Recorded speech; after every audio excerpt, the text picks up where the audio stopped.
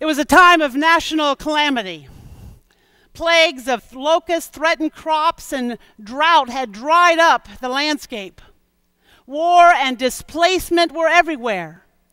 And in the honor and shame culture of that day, such disasters were understood to be punishment by whatever was the national deity, increasing the shame of a people being judged by its divine power.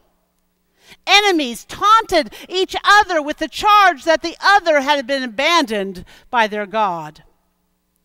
It was into such a situation that the prophet Joel interjects about a different reality.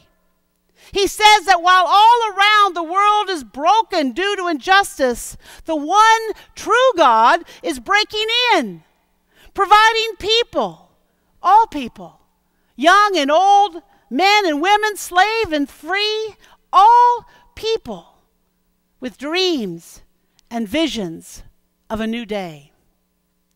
Rather than be confined by despair, Joel says that this God, this one God, says that what is happening now is not the last word. There is a new day coming. The day of the Lord, in which justice shall flow down like a mighty stream, and that those who have known oppression and hardship will know the Spirit of the Lord is with them. Dreaming dreams, having visions, despite disaster all around. Well, that must be a God thing, because most of us would be far more concerned with the present reality and surviving than focusing on a future hope in which somehow we might be thriving. But that is what the prophet Joel says that the God's Spirit does for the people. It inspires them to see above the fray of their time, to the time when God will help them live above the fray. God gives dreams and visions that instill hope in the heart of people. And hope makes all the difference in the world. Hope changes how we respond to the present. Hope equips us to live differently now because of what we believe will be someday. Because of what we believe about the future. You see, we're not engaged in wishful thinking that somehow tomorrow will be better. No, we're engaged in hope-filled living that makes today better so that the future that we envision can actually come to pass. God, Joel says, gives us dreams and visions to inspire us to right living in the now. What you just heard this morning is a summary of the transcript of the discussion that this congregation had 5 years ago as it caught hold of a dream, the dream of a church in which everyone is welcome. It's a God-given vision for the world. And we need that vision. Because we live in a time in which valuing difference, accepting and caring for those who are other than ourselves is at an absolute low ebb. Fear and separation are the ways in which the world promotes handling diversity. Safety comes in staying with our own kind. But the world needs a church, the church, to live a different reality, to show a different way. For the dream, though, of a church in which everyone is welcome to become a reality, it has to move beyond our own wishful thinking. Because that dream has to inspire us in how we live and what we do and who we are as we are out in the world. We have to intentionally, boldly, and tirelessly act in ways that are consistent with the Spirit's help to live into that vision of a church that truly does welcome all. Now, some would prefer that we just move on, that we not highlight that we're reconciling, or that we would focus on not welcoming one group of people, but all people. But friends, being intentional about naming some people doesn't mean that we're not welcoming other people. And in fact, the statement which is printed in our bulletin every single week says that. We recognize that reconciling means not only being welcoming to the LGBTQI community, but to every person, every child of God. Yet in the world in which we live, as a church, it is vitally important that we say unashamedly and without reservation that we do in fact welcome LGBTQI persons specifically. And not least of all because the church continues to intentionally harm members of that community by our teaching, our actions, and yes, our silence. Despite changes in state and national laws that continue to increase protections and civil rights for those in the LGBTQI communities, we know that many places, homes, schools, businesses, and yes, churches, continue to be deeply unsafe environments. Laws are all too easily undone and protections erased. And laws in themselves generally don't impact or change the heart of people. We only have to look at the staggering statistics for attempted suicide among transgendered youth to know that there is still an enormous amount of work to do. In our country, the national average for youth attempted suicide is 4%. But among transgendered youth, it's over 41%. And that percentage is even higher for transgendered youth of color. Now, those numbers should not only alarm us, they should move us to action. Some use those statistics to imply that the problem is with the transgendered youth, that they somehow are flawed and need to be fixed through therapy or prayer. But friends, there is nothing inherently wrong about being transgendered. But there is something horribly, horribly wrong about how we as a society respond to and treat transgendered persons.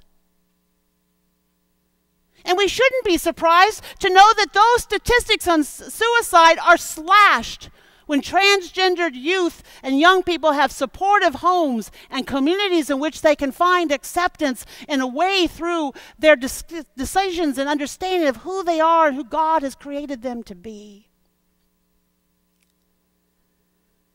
Living into the decision of being a reconciling congregation means more than putting out the rainbow flame. To make that vision a reality means we take intentional steps to grow, overcoming any of our own prejudices, acknowledging any lack of knowledge that we have or even comfortability that we have with the topic and the discussion, so that we can be truly welcoming and, even more important, inviting. For example, we could reach out to parents with transgendered children and offer them a place where they can gather in safety and talk and to meet and to find support and acceptance themselves. We can begin relationships with those groups that are supporting and advocating for the overwhelming number of homeless LGBTQ youth, finding ways for us to be a part of a life-giving community for them. After 5 years, it's time for First United Methodist Church in Pasadena to complete the sentence. We are a reconciling congregation so that.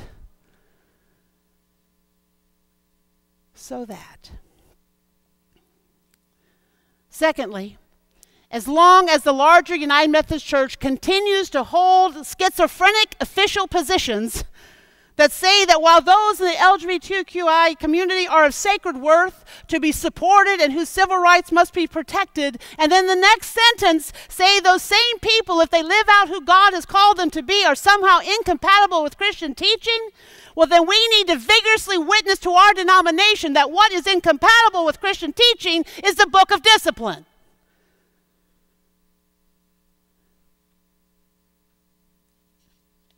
Every time another of my colleagues is forced to leave their ministry because they themselves are gay or lesbian, or because they have performed their pastoral duties by marrying same-gender couples, I come a little closer to leaving the denomination that has shaped me since I was born. In fact, I came as close as I've ever come to that decision when I was at General Conference this last May. But then this dream of a church in which everyone is welcome grabs hold of me again, and it compels me to stay. It compels me to stay, to struggle for that dream to become a reality in the church that I love. And in congregations such as ours, here all across our country and all around the world, faithful and committed United Methodists are daring to boldly witness to our deep belief that God's love really is for all, even as we strive to love those who don't see it that way. Does focusing on full inclusion of those in the LGBTQI community mean that we somehow have no other work to do about being a diverse and open community? No. We know there are roadblocks to many others, some that we see and some for which we still need our blinders removed. There are ways in which persons with handicapping conditions can't access parts of our property here, making it a challenge to fully participate. Peggy Gott, one of our members, constantly holds that truth of those barricades before us, calling us to do better, to be better. So today, as you move around the property after worship, think about how challenging it would be if you were in a wheelchair to get to various parts of our community. Make a list of where it would be difficult or where it is impossible. Because as we begin to consider major facility changes the next few years, we can formulate solutions to structural barriers so that we can live into who we hope we are becoming as a welcoming and reconciling congregation. The dream of a church where everyone is welcome is one that will propel us into the future for a long, long time. The work of being a reconciling congregation in which difference is not only tolerated, but actually celebrated will never be done. It requires us to have the spirit of humility, listening carefully to those who find doors, figuratively and real, that are close to them in this place. It calls us to examine our own perceptions, allowing them to be challenged and reshaped by persons whose experience of this congregation is different than their own. It means not only being hospitable to those who walk in the door, but also being invitational by going out into the world to be with those that the world says doesn't count, with those whose lives seem to not matter. To answer Rachel's question at the very end of the dramatic presentation today, those are the things that Jesus would do. It's what we can do because God has filled us with the Spirit.